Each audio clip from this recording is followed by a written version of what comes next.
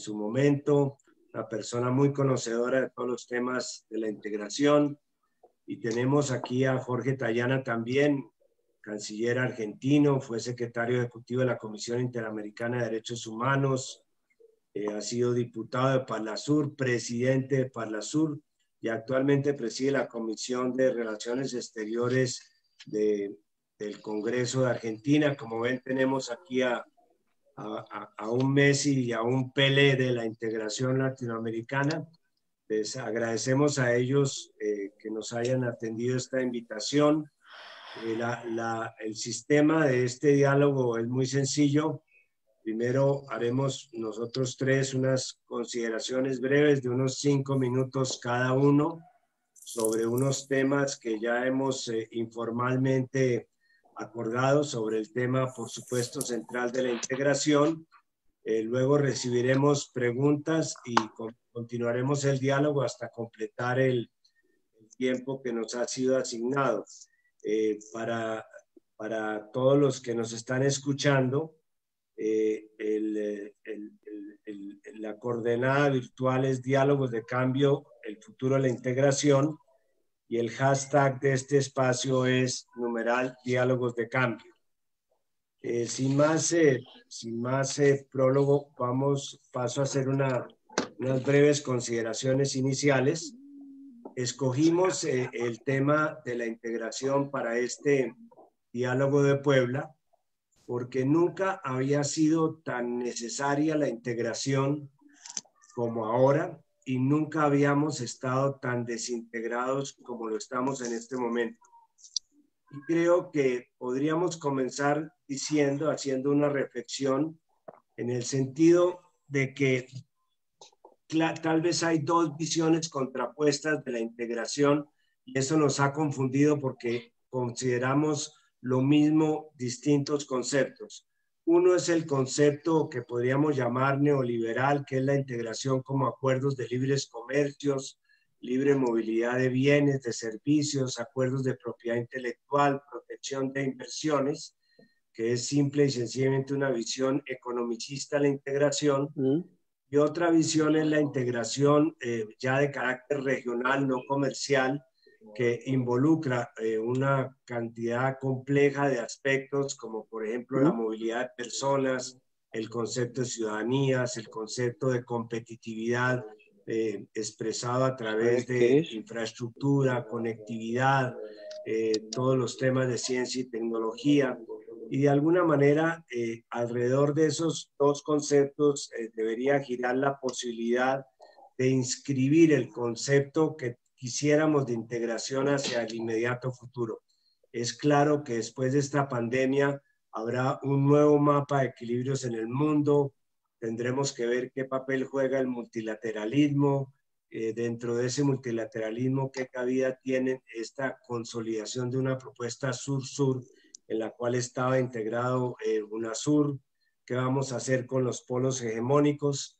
De hecho, Puebla, con el auspicio del gobierno de Argentina, ha presentado una propuesta de convergencia a la CELAC que hoy día preside México, en el sentido de que busquemos qué comunes denominadores podríamos encontrar de los 10 procesos subregionales que existen hoy en América Latina. No los voy a enumerar, ustedes todos lo conocen. ¿Qué áreas podrían ser materia de especialización de cada uno de estos procesos de integración y qué áreas podrían eliminarse por haber duplicidades? Termino diciendo que vivimos unos difíciles momentos. UNASUR de alguna manera nació como una respuesta al cansancio del sistema interamericano, a la crisis ocasionada por la aplicación del consenso de Washington, a la necesidad de retomar unos temas como el tema de la inversión social. UNASUR de alguna manera fue o trató de ser, seguirá siendo un escenario político alrededor de temas como la búsqueda de la paz, la continuidad democrática y los derechos humanos, pero además tenía una parte muy importante que era la parte de las agendas sectoriales. más de 22 grupos de trabajo, entre los cuales estaban grupos relacionados con salud, educación, justicia, defensa, se reunían en consejos sectoriales y llegaron a acordar agendas sectoriales que de alguna manera permitían tener esta visión integral de la integración. En esos términos dejo planteadas como algunas de las reflexiones que hay en este momento al aire sobre lo que es y debería ser la integración, y quisiera invitar entonces a Celso Amorín a que nos haga sus consideraciones, y en algún momento le levanto un papelito así, es que sería bueno ir redondeando porque aquí el tiempo nos acosa más que el COVID-19. Es que bienvenido Celso y te damos la palabra.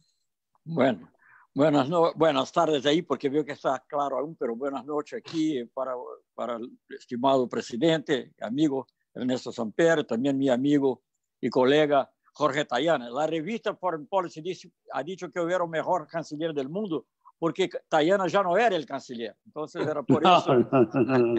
Fue en ese momento en que se dijo. Bueno, pero rápidamente, que es muy poco tiempo, quiero hablar. Bueno, para mí la integración ya era absolutamente fundamental, para mí, para Brasil, para todos nosotros. Pero ¿por qué?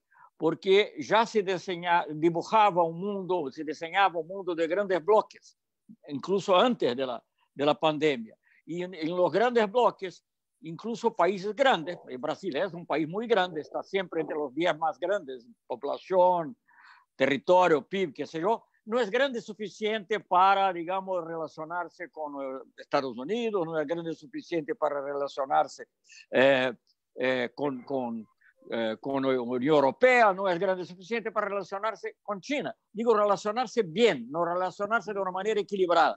Pero sí, América Latina o América del Sur sí pueden tener esa capacidad. Y eso va a ser muy importante en el mundo que vamos a tener. Obviamente hay grados de integración, sería muy largo hablar de eso todo. Yo sí quiero decir que, digamos, veo como muy importante el grado de integración que Mercosur tiene, que la comunidad andina en algún momento tuvo, pero ya no en la práctica, que es el arancel externo común, la unión aduanera. Eso es lo que hizo posible en Europa mantenerse.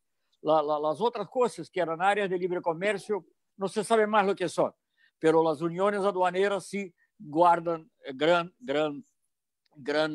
fuerza. Y si uno va a la historia, y si uno piensa también en el sueño de una integración más fuerte, un sueño de Estados Unidos, de América del Sur, o de América Latina, qué sé yo, de América del Sur, la unión aduanera es fundamental, como probó ser en la unidad de Alemania, la unidad de Italia, todo eso. Y claro que ahí lo importante, porque yo creo, Jorge, creo, presidente, que no son necesariamente dos visiones. Puede ser que sí, hay gente que solamente mira el aspecto económico, y estoy de acuerdo contigo. Pero para Brasil, creo que para Argentina, desde el inicio del proceso de integración era un proceso político, pero el comercio era un instrumento indispensable para llevar adelante el proceso político. Yo quería decir, como participé mucho en el inicio del programa, el inicio, nunca se sabe decir exactamente lo que es inicio, pero una fase inicial de la creación de UNASUR, que sí, Jorge ya estaba ahí, los acuerdos de comercio entre Mercosur y la comunidad andina han sido fundamentales, porque si uno no logra hacer los esfuerzos que esos acuerdos implican en términos de aceptar cupos, aceptar excepciones, si uno no logra eso, lo demás queda muy retórico. Entonces, por eso siempre afirmamos mucho en eso. Y a propósito de eso, quiero acordar la palabra de la canciller. Entonces, canciller era el gobierno Uribe, pero era la canciller Carolina Barco de Colombia, que cuando hicimos los acuerdos en Comunidad Andina y Mercosur, después hubo acuerdos específicos para Suriname y Guyana, pero en aquel momento Carolina ha dicho que con esos acuerdos estamos haciendo una área de libre comercio en América Latina. Y eso no es una cosa inútil, eso es una cosa que tiene gran significado, no nos da la posibilidad de negociaciones externas como Unión Aduanera, pero sí nos da fuerza interna y tuvo gran impacto en el aumento del comercio interregional, sobre todo en áreas de productos manufacturados, inversiones, etc. No voy a extenderme mucho porque entonces quería decir que no es necesariamente una anteposición, pero sí una utilización del comercio como instrumento de una integración política, que es lo más importante, que tiene todos los otros aspectos que presidente Samper, que tú, presidente, ya has mencionado. Entonces, esa es una visión. ¿Qué tenemos hoy? Pues es mucha cosa para hablar. Tenemos, digamos, voy a hablar más de las cosas que Brasil estuvo y está involucrado, no voy a hablar de comunidad andina ni de América Central, que tiene sus propios procesos, pero en las partes que Brasil está involucrado tenemos Mercosur, que es una unión aduanera, imperfecta, pero unión aduanera. Tenemos UNASUR, que es, bueno, es una unión política, pero que se basa en una red de acuerdos comerciales muy importante. Y tenemos CELAC, que es más bien un foro de cooperación y creo que de paz. Entonces, son tres vertentes que tenemos y que tenemos que explorar para enfrentar ese mundo nuevo, ese mundo de grandes bloques post-pandemia. Enfrentarlo de manera distinta. Y ahí estoy también de acuerdo contigo implícitamente en lo que ha dicho, que en ese nuevo mundo la esfera pública va a ocupar una parte mucho más grande, tiene que ocupar una parte mucho más grande que la esfera privada. Y entonces los acuerdos de libre comercio no serán suficientes, lo que tendremos necesidad, sí, de participación de los estados en grandes proyectos, incluso en áreas como defensa, salud, como han sido mencionados. Y bueno, eso también nos habilita, digamos, a tener relaciones que son, vuelvo a decir, quizá en nivel un poco distinto, en el caso de Mercosur, UNASUR, CELAC, pero nos habilita también a tener relaciones con otras áreas del mundo en desarrollo y con eso cooperar para un orden mundial que sea más justo, más equilibrado, que es que nos interesa.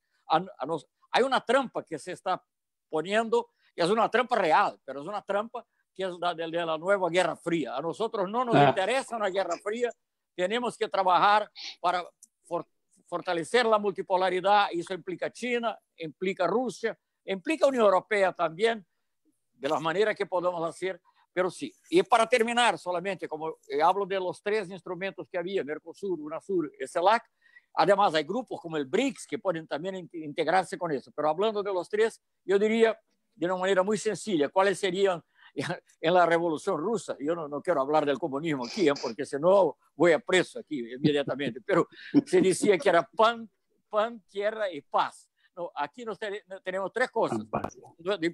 Preservar Mercosur, resucitar UNASUR, fortalecer CELAC. Eso es todo. Muchas gracias, Celso. Muy, muy interesante la concepción sobre retomar la idea del que fue originalmente la LADI, que era crear una zona de libre comercio, pero para fortalecer nuestro comercio intrarregional, que hoy día sigue siendo ridículo en términos comparativos a Europa. Bueno, Jorge, tus reflexiones, por favor. Bueno, muy coincido mucho con lo que se ha dicho. Dos o tres comentarios. Primero, no solo va a ser o es más necesaria la integración, es mucho más imprescindible, diría, porque todo hace pensar que el mundo post-pandemia va a ser un mundo de lento crecimiento y un mundo un poco menos interconectado. Es decir, va a haber una pausa en las cadenas de valor globales, en parte por razones políticas, en parte por razones técnicas, y eso ya lo estamos viendo. Y eso de alguna manera fortalece o favorece la posibilidad de desarrollo de las cadenas regionales o subregionales. Por eso me parece, coincido completamente, Mercosur, UNASUR y CELAC. Y defensa de lo que hoy está muy cuestionado, que es el multilateralismo. ¿Por qué defensa del multilateralismo? Porque es la defensa de no entrar en ese esquema de Guerra Fría en donde quieren ponernos muy rápidamente. Creo que además, en el caso de la región, hay que avanzar en una estrategia de integración, de alguna manera diría, con algunos elementos prácticos desideologizados. ¿Qué quiero decir con esto? Quiero decir, en el Mercosur, nosotros en el Mercosur, antes del Mercosur, teníamos en lo que era la Cuenca del Plata, que todavía existe, un desarrollo de integración energético importantísimo. Hay represas binacionales de Argentina con Uruguay, de Argentina con Paraguay, de Paraguay con Brasil. Esa experiencia de integración es una experiencia que desde el punto de vista energético y de energía hidroeléctrica, que es un valor muy importante, que sin duda se puede avanzar. Hay condiciones para avanzar y se puede hacer como parte del retraso de infraestructura que tenemos, y se puede hacer sin grandes debates ideológicos. Eso es una cosa. Más obvio todavía es la relación entre Argentina y Chile. Nosotros tenemos con Chile una cordillera que todavía tiene un montón de pasos que están por desarrollar. Si tenemos un programa de integración de infraestructura, que fue la razón de la primera reunión, que fue Fernando Enrique Cardoso, ¿se acuerdan? En el año 2000 en Río, de la integración de la infraestructura y de las comunicaciones. La primera reunión de presidentes sudamericanos en el 2000, y eso es una verdad que hoy existe y que nosotros debemos apuntalar. Al mismo tiempo, eso que está tan desideologizado, que es tan práctico, tan infraestructura e inversión, creo que hay que combinarlo con algunos valores fundamentales de la región, que me parece que es la defensa de la soberanía, la defensa del derecho internacional y la defensa de la no injerencia en los asuntos internos, sobre todo por parte de las potencias extrarregionales. Esa es una tradición latinoamericana que está presente, que tiene su historia, que ha tenido su peso internacional y a la que no debemos renunciar. Para mí, un ejemplo muy evidente de eso, del retroceso en eso, es cuando veo muchos presidentes callados ante el hecho de que Estados Unidos decide alterar el tema de la presidencia del BID, postulando un candidato a presidente, rompiendo con 60 años de acuerdos y de tradición, que el presidente del Banco Interamericano de Desarrollo es un latinoamericano. Entonces, ante esos avances creo que tiene que haber reacción y creo que entre todos tenemos que ponernos más firmes y más prácticos. Y terminando diciendo, no hay salida alguna sin integración. Muchas gracias a Jorge y a Celso. Quizás para iniciar el diálogo, yo plantearía una primera reflexión, y es que nunca durante el tiempo que yo estuve de secretario general de UNASUR se pusieron condicionamientos ideológicos para tomar las decisiones. Una cosa es la politización de las relaciones internacionales, es decir, que los países puedan sentar a través de los organismos de integración posiciones políticas sobre la paz, sobre la democracia, sobre los derechos humanos. Y otra cosa muy distinta es que se haga una especie de proselitismo ideológico con la integración, que es esencialmente lo que llevó a la conformación de este engendro de Prosur, que es más pro norte que Prosur. Entonces, sí, dime. Es que es exactamente así. Quienes ideologizaron la integración no fueron los gobiernos progresistas de la región, fueron los gobiernos de derecha que satanizaron la integración, dándole un carácter ideológico, cuando además de los largos debates para su creación, la regla del consenso, que por un lado es trabajosa, es la forma de evitar cualquier ideologización de un debate que no se quería hacer. Y la prueba es que UNASUR nace con la regla del consenso como forma de garantizar a todos que nadie va a ser empujado a lo que no quiera y que nada se va a poder hacer sin el acuerdo de todos. Es decir, nace UNASUR con un espíritu plural muy amplio. Es los gobiernos conservadores que quieren destruir UNASUR los que argumentan a posteriori para ese pro-sur que es pro-norte. De acuerdo. Celso, ¿qué opinas sobre esta reflexión? No, estoy totalmente de acuerdo con lo que acaba de decir Jorge, y que el Prosur sí es ideológico y tiene como como punto común el ataque a Venezuela y a la intervención en relación a Venezuela. UNASUR, por el contrario, ha sido firmada por gobiernos progresistas, pero también con gobiernos conservadores. Ya mencioné Uribe ahí, que estaba, usted sabe de eso, y que firmó UNASUR. Tuvo alguna resistencia inicial a la cuestión del Consejo de Defensa, pero terminó aceptando. Y el Consejo de Defensa teve, como tú sabes, en Colombia más que nadie, la importancia de decir, de crear confianza, de permitir que cosas cambiaran en un sentido positivo, para mencionar un aspecto, porque hubo otras acciones también de UNASUR. Entonces, la pluralidad está inscrita en la propia Carta Constitutiva de UNASUR. Entonces, yo creo que eso es totalmente falso, ¿no? Esa visión que nosotros teníamos, una visión ideológica. Lo contrario es lo que hay hoy, la ideologización y una ideología, como tú has resumido muy bien, que es pro-norte, que es una total subordinación a los objetivos de Washington, quizá con grados distintos de subserviencia, ¿no? Yo creo que sí, lo más evidente es el de Brasil, pero desgraciadamente en ese momento, del gobierno actual de Brasil. Pero sí, no, yo creo que tiene que ser una cosa plural, porque ahí había Uribe, había Perú, qué sé yo, varios gobiernos que no tenían nada de izquierdo progresista necesariamente cuando se creó UNASUR. Esa es la visión. Pero sí, como tú también decías, con muchas cosas prácticas. No era solamente un foro de discusión.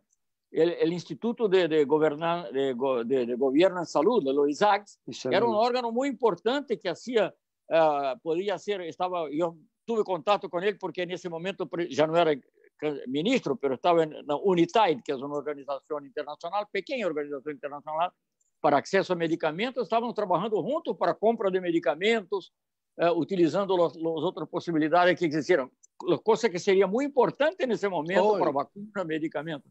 Bueno, entonces es un ejemplo. Ya si hablamos aquí del Consejo de Defensa, a donde, entre otras cosas, estamos tratando también, para tomar el tema de cadenas de valor, y con eso termino esa intervención que ya está muy larga, una industria sudamericana de defensa que queríamos desarrollar, siempre dentro de una concepción que en nuestra región era cooperación para adentro y disuasión para afuera. Hacia afuera.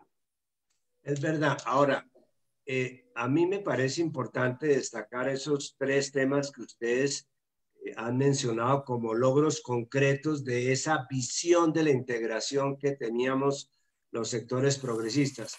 El primero, el que destaca Jorge Tayana, nosotros llegamos a desarrollar a través del COSIPLAN, era el organismo que se encargaba de la infraestructura, a identificar unos 8 o 10 proyectos de infraestructura regional fundamentales, como el sistema de ferrocarriles para comunicar a Santos a través de Bolivia con el Perú, o la recuperación de la cuenca del Río de la Plata, el sistema de comunicación de la cuenca amazónica. Eran proyectos realmente de fondo, y el COSIPLAN estaba financiado fundamentalmente por el Banco Interamericano de Desarrollo. Lamentamos la situación en que se encuentra en este momento, que prácticamente el señor Trump puso a un mayordomo de él de presidente del Banco Interamericano, o pretende ponerlo, y de todas maneras había una concepción del desarrollo regional como un concepto complejo. El segundo punto tiene que ver con el Ministerio de Defensa, el Consejo Suramericano de Defensa. Fue ese consejo el que trancó las 6 bases militares que quería poner Uribe en la frontera de Colombia con Venezuela, que hubiera anticipado la situación conflictiva que hoy día tenemos. Ese Consejo Suramericano de Defensa funcionó perfectamente, y lo que antes era el Consejo de las Américas, que trabajan con hipótesis de conflicto, es decir, ver qué conflictos podía haber entre nosotros. Este consejo trabajó con hipótesis de confianza, era cómo podíamos sumarnos frente a los desafíos de seguridad.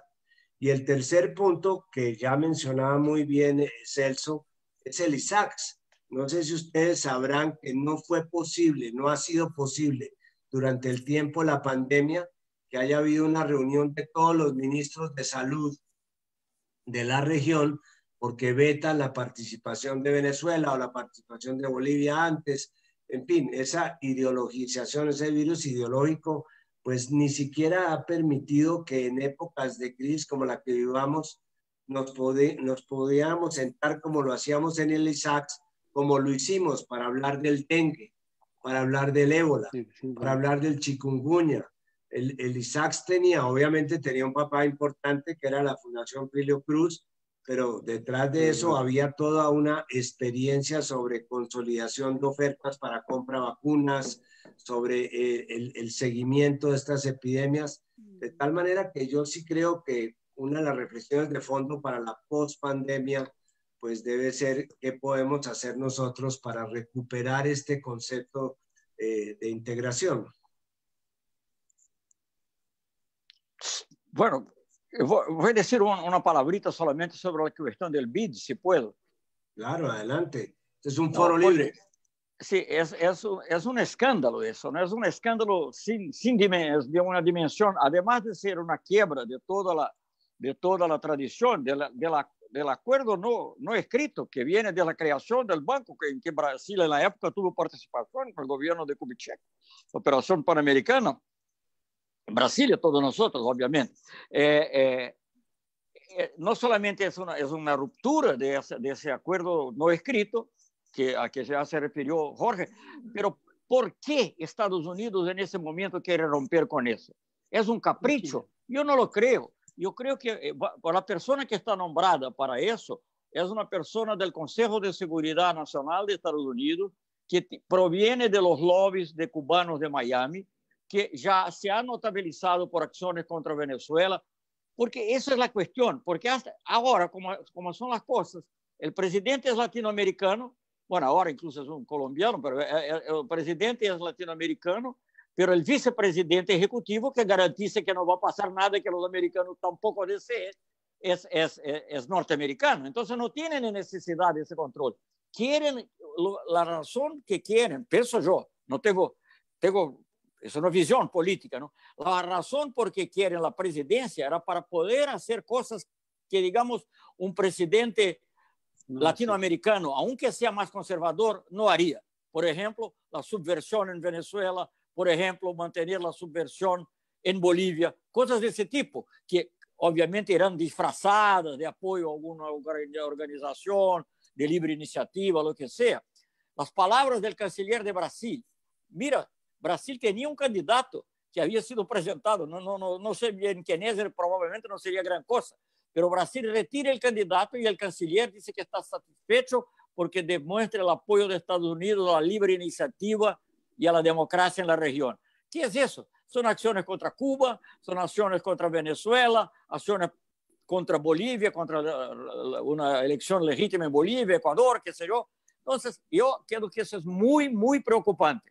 El BID hasta ahora tenía un poco de soft power norteamericano. Ahora es el hard power. Va a utilizar el BID como instrumento de subversión ideológica y política en nuestra región. Muy grave, muy grave. La cosa más grave que está pasando. Sí, Jorge.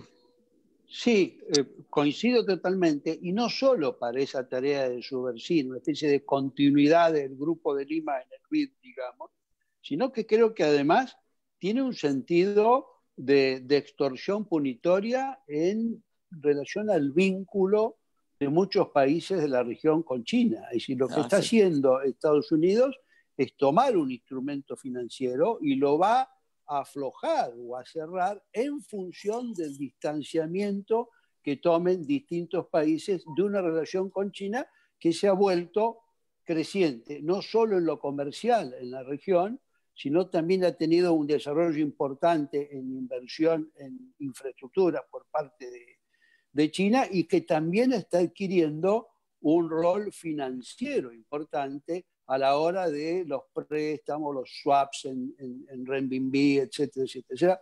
O sea que yo creo que es una apropiación, por un lado, del hard power y por otro lado es también un mayor control financiero y reducir la capacidad de autonomía, aunque fuera relativa, de las autoridades latinoamericanas que siempre tenían, más allá de su posición política, una consideración especial por las realidades y las necesidades de los otros de los otros países, ¿no? Creo que lo que plantean es estrictamente eso. Eso lleva a una reflexión adicional, y es que la región necesita una nueva arquitectura financiera. Nosotros no podemos seguir dependiendo en nuestros ciclos económicos del condicionamiento del Fondo Monetario Internacional y de las orientaciones del Banco Mundial. Por eso este tema que se alcanzó a discutir en UNASUR y que de alguna manera está muy adelantado, consistiría en fortalecer el Fondo Latinoamericano de Reservas. Primero fue el Fondo Andino, después Fondo Latinoamericano, que aunque no tiene la misma cantidad de recursos del Fondo Monetario, sí alcanzó a prestar para problemas de balance de pagos la misma cantidad que el Fondo Monetario antes del préstamo desastroso que le hizo a Argentina, que desequilibró todo. Pero es un fondo que podría utilizarse. La Corporación Andina de Fomento puede funcionar perfectamente como un banco regional. De hecho, el BID lo estaba haciendo. Había también un candidato argentino, entiendo, muy bueno. Bueno, él se mantiene. Candidato se mantiene Gustavo Vélez como candidato argentino. Nosotros no de óptimas condiciones personales. Y algo muy importante, Celso, y es que para Brasil la relación con América Latina es distinta si se trata de hacer un acuerdo de libre comercio frente a los Estados Unidos, que era lo que se pretendía con el Acuerdo de las Américas, o si se trata es de consolidar un bloque regional para el cual sería muy importante, o fue muy importante y debería seguirlo siendo, la relación que tienen tanto Brasil como Argentina, pero especialmente Brasil, con los BRICS, con los mecanismos de financiación china y asiática. Esos son realmente nuestros bancos de segundo piso. Entonces, a mí me parece que el tema de la integración no se reduce solamente a la región, sino el papel que nosotros podríamos jugar con una alianza sur-sur, tanto con los países africanos, que fue algo que inició Celso como canciller, con Lula, más con los países asiáticos. Lo que dicen ustedes tienen toda la razón. Aquí lo que hay es un gran miedo a lo que pueda hacer la China y lo que pueda hacer a través de la China, a través de los mecanismos asiáticos, los mecanismos del sur, para ayudar a la financiación del desarrollo, que es a lo que vamos a terminar si terminan sectorizando el Banco Interamericano en Washington. Sí, estoy de acuerdo. Es muy importante que haya esos mecanismos financieros y que podrían tener, si nosotros creamos, por ejemplo, como se intentó crear un banco del sur, ¿no? Sí. Ahí podríamos tener una asociación entre ese banco y el banco de los BRICS, por ejemplo, que es el nuevo banco de desarrollo, como se llama, el New Development Bank. Claro que las condiciones de Brasil hoy son muy desfavorables, pero tenemos que pensar a más largo plazo. Eso va a terminar y tenemos que estar listos a tomar las medidas correctas cuando volver a la integración lo más rápido posible. Por eso hice ese resumen de digamos, preservar Mercosur, resucitar UNASUR y fortalecer CELAC, porque son tres cosas que tienen que caminar juntas y muy rápidamente. Y incluso porque habíamos ya pensado en otra situación, en Ecuador y Bolivia ya estaban acercando también, Mercosur, Venezuela también, de manera que tendríamos una cosa casi con toda la región. Era más difícil para países que ya tenían acuerdos de libre comercio con Estados Unidos o con otros, pero siempre es posible estudiar eso, siempre es posible encontrar alguna manera. Claro que no es sencillo eso, pero es muy importante. Lo que tú has dicho, Ernesto, nuestro comercio es ridículamente pequeño, pero creció mucho. Yo no puedo mirar desde el punto de vista de otros países, pero desde el punto de vista de Brasil, América Latina y Caribe, que representaba 4, 5, 6% máximo de comercio, cuando salimos nosotros del gobierno representaba casi unos 20%. ¿No? Argentina solo estaba al borde de pasar a Estados Unidos como el segundo socio, primero era China. Entonces, Mercosur ya era más grande, ahora no, pero era más grande que era equivalente a Estados Unidos más o menos. Entonces era un cambio, incluso con Colombia, muy desequilibrado en nuestro favor el comercio, pero estábamos cambiando muchas cosas. Eso todo es un espíritu de integración que desapareció, pero que tiene que volver, tiene que ser parte integrante, discúlpenme el pleonasmo, la integración integrante, pero tiene que ser parte integrante de los planes de los gobiernos progresistas, de los partidos progresistas.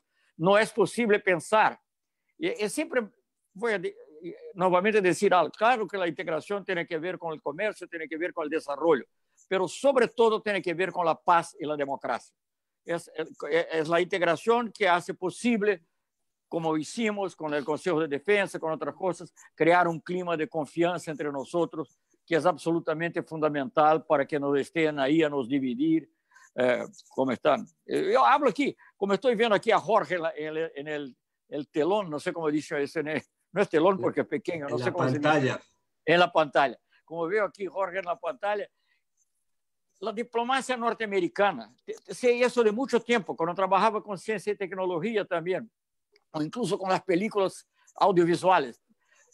Los Estados Unidos siempre tuvo el objetivo de dividir Argentina y Brasil.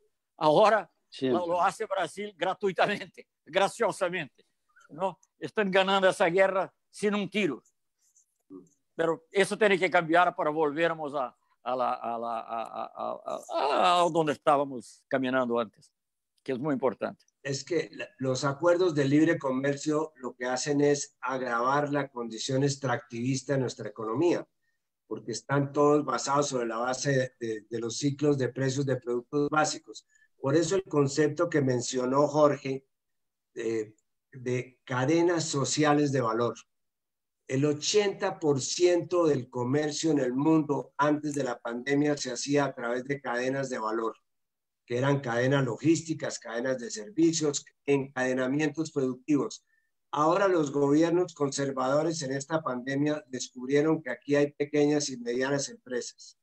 Pues esas pequeñas y medianas empresas, el 70% de su comercio es comercio de bienes semimanufacturados dentro de la región. Ahí hay una semilla que se podría trabajar para reempezar la industrialización. Eso. Pero indudablemente, pero además hay dos o tres cosas que es importante dar el debate ahora para la post-pandemia. La primera es que la pandemia lo que muestra es, primero, la importancia de la solidaridad y la importancia del Estado y la importancia de la coordinación de la cooperación. Y estas cosas creo que no logramos ponerlas en la escena política con la relevancia que tiene. Al contrario, escuchamos a Trump que dice que hay que irse de la Organización Mundial de la Salud o que hay que irse de cualquier lado, cuando la verdad es que si podemos salir de la pandemia, se va a salir por el intercambio de experiencias, por la coordinación de los esfuerzos, por la coordinación de los investigadores y por todo una trama que deberíamos recuperar claramente el concepto de solidaridad y el concepto del rol central del Estado en un bien público indudable como es la salud. Eso es fundamental. De ahí para acá, en la recuperación económica, porque vamos a tener una situación horrible económica, está claro que lo que más fácil tenemos para poner en marcha es la capacidad ociosa de nuestra pequeña y mediana industria, a la que hay que estimular y que efectivamente puede trabajar primero para su mercado interno y luego para la propia región y dotar mucho de los bienes a un precio razonable y tener una reactivación económica por ese lado. Eso es lo que deberíamos hacer, y no solo hacerlo en la versión tradicional de sustitución de importaciones hacia adentro, sino ver cómo logramos que esas pequeñas y medianas, apoyadas por el Estado y con políticas de integración, puedan tener un rol regional más fuerte. A mí me parece que eso es parte de la respuesta indudable que hay que hacer. Sí. Además hay unas lecciones por aprender, por ejemplo, en el tema del Estado. A mí me llama la atención, pues tenemos unos gobiernos centralistas, presidencialistas, en algunos países más que en otros, pero aquí los que han aparecido realmente nuevos actores empoderados son las autoridades territoriales. De las 8. Yo he visto, por ejemplo, cómo los gobernadores de Brasil, Celso, han hecho alianzas, los del Nordeste, o no sé qué, para ellos mismos buscar las salidas que no les está ofreciendo el gobierno federal. Aquí, por ejemplo, en Colombia, ya el presidente le tuvo que decir a los alcaldes que ellos manejaran dentro de sus propios terrenos cómo iba a ser el control del contagio, porque aquí el 80% de los municipios no tienen contagio. Entonces, el problema está localizado en unas zonas y no se puede guardar a toda la población, los 50 millones de habitantes, para proteger a unos que están en las zonas urbanas. Yo sí, y el lío que está teniendo Trump hoy día con los gobiernos, con los estados, porque les está mandando la Guardia Nacional, porque están apareciendo paramilitares en las manifestaciones y los gobernadores están ejerciendo su autonomía. Ese tipo de matices de cómo se está replanteando el tema de lo público, me parece que es muy importante tenerlo de acuerdo. Yo una frase, quiero recoger una frase para terminar esta última reflexión, una frase de Celso Amorín, y es que por primera vez en muchísimos años los Estados Unidos no tienen un proyecto para el mundo. Es decir, a mí me parece eso una reflexión muy afortunada. Siempre gobiernos demócratas o republicanos, siempre en estas crisis los gobiernos salían con unas respuestas que eran respuestas para todo el mundo, liderando unas salidas. Hoy día lo único que tenemos son salidas para los Estados Unidos. Ayer salió una publicación del Economist de que Estados Unidos está invirtiendo 11.000 millones de dólares comprando anticipadamente las vacunas que puedan ser producidas en 8 o 10 laboratorios en el mundo que las están estudiando. Es decir, está monopolizando desde antes de que se conozca la vacuna, está monopolizando las dosis de la vacuna para sus propios ciudadanos. Yo creo que esto es una condición miserable que prueba lo que realmente necesitamos replantear. Absoluta verdad, y creo que, digamos, esa actitud totalmente egoísta, claro, Estados Unidos siempre defendieron sus intereses, obvio que cuando tenían un proyecto para el mundo, lo hacían también de manera a favorecer su interés, pero lo hacían, claro, es obvio, eso es natural y va a ser así con todos, como China va a hacer también, pero tenía que negociar, no era una cosa impuesta, y lo que tenemos hoy es una visión totalmente impuesta. Hoy día, hoy o ayer, no sé, lo leí hoy, el embajador norteamericano aquí hizo una amenaza pública a que si Brasil acepta el sistema 5G de Huawei, de la empresa, las empresas americanas se van. Es una cosa increíble, eso lo hace. Eso si fuera el tiempo de Lula, no necesitaría ser el tiempo de Lula, podría ser el tiempo de Cardoso, pero el tiempo de Lula estoy seguro que el embajador sería llamado a la Cancillería para dar explicaciones. Es una amenaza total. Yo quería, no tenemos mucho tiempo, como hablamos aquí un poco, Jorge habló un poco del concepto también de solidaridad. Yo quería mucho combinar esas ideas, porque nosotros muchas veces, y creo que es correcto, acentuamos la soberanía, pero en nuestra región no tendremos soberanía si no tenemos solidaridad también con nosotros. Esa es la cuestión. La soberanía no es contradictoria con la amistad, con la cooperación, ella es contradictoria con la submisión a una potencia extranjera. Y eso es lo que quería subrayar. Y la integración tiene que tomar como base la solidaridad y una visión de la soberanía nacional que no es incompatible con la solidaridad, por el contrario, que se alimenta de la solidaridad, porque la cooperación hace más fácil alcanzar algunos objetivos. Entonces, esa es la visión que tenemos ahí. Perdón, aquí alguien intentó me llamar. Yo no sé impedir las llamadas, entonces tengo que... Bueno, entonces eso, yo creo que es muy importante lo que estamos haciendo, es importante seguir hablando de la integración, de cuáles son los mecanismos, es muy importante, yo sé que esas cosas no son fáciles, pero no es posible dejar morir totalmente la UNASUR, tiene que mantener, que sea una pequeña... llama, como se dice eso, una chama, sí, como se dice llama, sí, llama. Una pequeña llama, para que después podamos reacender un poco las luces aquí en nuestra región. Es muy importante, eso tiene que volver de manera fuerte, tiene que ser una de las grandes. Y creo que el Grupo de Puebla está ayudando en eso, tiene mucha conciencia de eso. Y yo, sobre el Grupo de Puebla, sobre todo hablando más ampliamente, no solo de América del Sur, siempre hago una observación, que ustedes van a decir que es una obsesión mía, es que dejamos de hablar del Caribe. Y no podemos dejar. Hay que hablar del Yo Caribe. digo, el Caribe es muy importante porque es importante estratégicamente, es importante geográficamente para ustedes de Colombia seguramente, para Venezuela, pero Brasil también por afinidades étnicas, culturales, y para ellos es importante, para que no sean dejados, digamos, a la ganancia de la gran potencia, ¿no? Entonces, cuando tuvimos la acción en Haití, que tuve puntos positivos, otros quizá no tanto, no sé, pero hubo un esfuerzo en la región. La primera cosa que yo busqué fue el apoyo del Caribe, del CARICOM, para tener seguridad que había una legitimidad regional. Y es muy importante que tengamos la noción, es muy importante que CELAC sea CELAC y no solamente CELA, pero es muy importante que esa realidad esté presente en nuestras consideraciones. Muy bien. Jorge, algunas palabras para antes de concluir.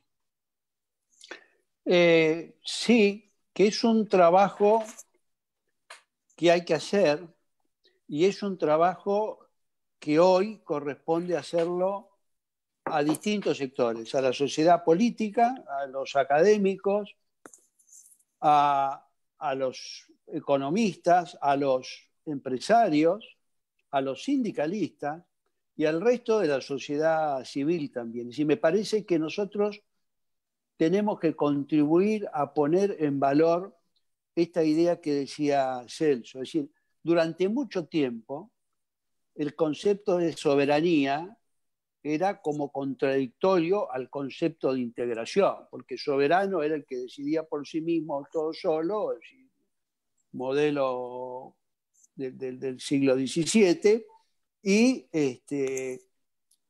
integración era quien renunciaba a cuotas de soberanía. Me parece que ahora lo que queda claro es que para países como los nuestros, la única forma de lograr una efectiva soberanía, es decir, de tener una voluntad soberana y poder hacer lo que el pueblo orienta y decide, es a través de la integración. Y por eso la integración tiene que ser una integración entre pares y no una integración que sea en realidad una subordinación a una gran potencia. La integración entre pares es la única forma de que resguardemos espacios de soberanía. De lo contrario, perderemos toda autonomía y tendremos solo vasallaje. Gracias. Para terminar, yo diría que hay dos grandes escuelas alrededor de la política exterior, por lo menos en América Latina. La escuela del Respicie Polum, que es sintonizar las aspiraciones regionales con los intereses de los Estados Unidos como polo hegemónico, y la Respicie Similia, que es integrarnos entre nosotros y buscar nuestros semejantes al otro lado, en los otros continentes. Yo nunca había visto tan cerca el desarrollo de una política de Respicie Similia como cuando se comenzó la idea de UNASUR. UNASUR participó a través de misiones electorales en procesos que amenazaban una ruptura. De alguna manera trabajó en el tema del diseño de una política de integración de infraestructura, como aquí se ha mencionado. Yo quiero ser optimista respecto a las posibilidades de que el espíritu de UNASUR está todavía vigente. Es un espíritu que está exigido por la realidad. He encontrado muy buen ambiente de parte del presidente Fernández para mantener esta llama. Les digo aquí en secreto a voces entre estas 20,000 personas que nos están siguiendo que el presidente ha dado ya unos primeros pasos para reabrir la Casa del Pueblo, que fue donde nació UNASUR, no me acuerdo cómo la llaman, la Casa Grande. La Casa de la Patria Grande. La Casa de la Patria Grande. Ya hay una persona que de alguna manera está trabajando en eso. Estamos haciendo las gestiones para trasladar los archivos materiales y digitales de UNASUR de Quito a Buenos Aires. Todo esto pues, son aspiraciones y para que Néstor Kirchner pues, regrese a su patria, porque la sede de UNASUR se llamaba Néstor Kirchner y ese busto está en este momento guardado. Tenemos toda la idea de que pueda regresar a la casa de la patria grande. Y además, mientras que existan pues todas estas dificultades y estas necesidades de cooperación, de integración, de soberanía, pues ahí va a estar la respuesta de UNASUR. Por eso en el catálogo que hace Celso de que esto es Mercosur, UNASUR, CELAC, hay que agregar, estoy completamente de acuerdo, el Caribe. No podemos dejar por fuera el Caribe, porque como dice Leonel Fernández, en el Caribe comenzó todo. En el Caribe comenzó el descubrimiento, comenzó la conquista, comenzó la reconquista, comenzaron los esclavos, ahí comenzó todo, desde ahí nació todo. Y yo soy optimista, y con esto termino. El otro día leía en el libro de Piketty que decía que las grandes crisis que vivió en el siglo pasado el mundo, como las dos guerras mundiales, la revolución bolchevique, la propia crisis financiera de los 30, pues fue un momento para grandes rectificaciones. Yo creo que aquí este es el momento para hacer unas grandes rectificaciones en la región, y nosotros la idea que estamos trabajando en Puebla nuevamente es hacer una especie de agenda post-pandemia. Sabemos que Brasil está haciendo un muy buen ejercicio. Bueno, Brasil no, el Partido de los Trabajadores está haciendo un muy buen ejercicio de prospectiva. Queremos hacer un ejercicio parecido e incorporar ideas como las que ustedes han mencionado esta tarde, que son ideas de esperanza, de ilusión, de rectificaciones que tal vez hayamos pedido muchas veces y nunca había existido la posibilidad de demandarlas. Así es que, sí, Celso. Presidente, una cosita solamente, porque eu muitas vezes tuve esse debate, incluso com Chávez e com outra pessoa, e eu queria aclarar uma coisa. Uma coisa são acordos de livre comércio com países que são muito mais poderosos, muito mais grandes, com os Estados Unidos, para dizer mais claramente, não? Outra coisa, não é mesmo acordo de livre comércio, outra coisa é o esforço para criar um mercado único entre nossos países, porque isso é essencial para a... Então, no hay que ser apólogo de los acuerdos de libre comercio, pero no hay que despreciar tampoco la liberalización para tenermos un mercado unido que nos permita, con las salvedades que sean necesarias, para que podamos tener, lo que decía Jorge, una verdadera integración de cadenas productivas entre nuestros países. Estoy de acuerdo, sin que los acuerdos de libre comercio terminen como el negocio que le proponía una gallina a un cerdo para poner un negocio de vender huevos con tocino. Bueno, pues muchísimas gracias a los dos. Nos sentimos muy honrados de que formen parte de esta familia poblana, como formo yo, en nuestra simple condición de ciudadanos. Usted es nuestro líder en la integración. Claro. Tiene que seguir. Bueno, yo buenos méritos. Buenas noticias sobre Argentina en eso, muy importante, porque es importante comprender, si me permite, porque a veces CELAC es muy buena, es excelente, pero no sustituye UNASUR, como usted sabe mejor que nadie. No. Es verdad, y en Argentina UNASUR no es que viva, es que se siente. Uno llega a Argentina y todo el mundo siente UNASUR, vive UNASUR, forma parte del patrimonio espiritual del progresismo argentino. Así es que es un buen sitio para reempezar la tarea. Bueno, pues muchas gracias. Aquí me están haciendo ya señas las moderadoras, que son unas especies de dictadoras del tiempo. Antes de que nos incomuniquen a las malas, pues quiero desearles a ustedes un feliz fin de pandemia, sobre todo estas semanas que van a ser definitivas, y esperamos tener un rato de presencialidad muy pronto. Muchas gracias. Gracias. Excelente, excelente, presidente. Y gracias a todos. Ok, chao.